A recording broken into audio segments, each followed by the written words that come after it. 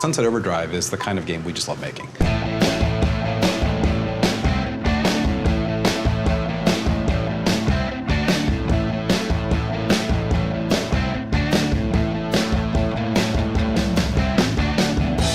Well, a lot of us are here at Insomniac because we love stylized games. We love expressing ourselves. I feel like I'm surprised every day by something that somebody puts in the game.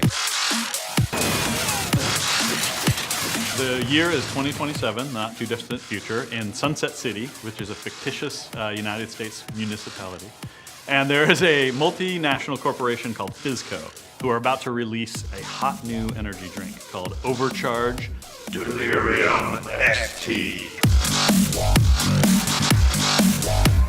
Overcharge tends to turn people into mutants who drink it. We call them OD for overcharged delirium drinkers. They're hideous mutants, they're covered in boils. The only thing they want more than to kill you is to get more overcharge.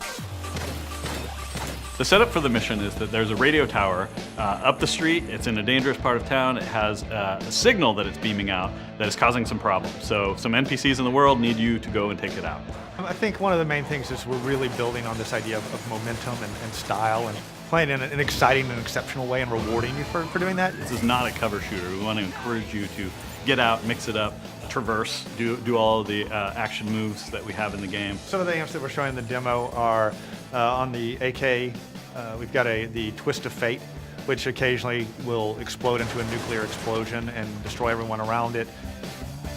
The style meter is actually our method for encouraging players to play well. And as you traverse and do things like kill enemies, or if you're switching weapons a lot, or killing a bunch of enemies at once, it's building your style meter up. And we've got several levels, and every level you achieve, it causes an amp to become active. So you might be able to suddenly do a dodge roll and knock enemies out of the way, or cause the Twist of Fate to become active and start going off.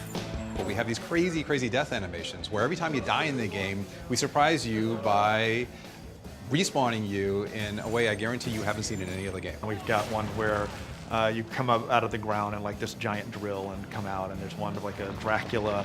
You come up and the coffin opens and you walk out. You just kind of half zombie, half Dracula. As soon as people see that, they get the idea that the character of this game is different.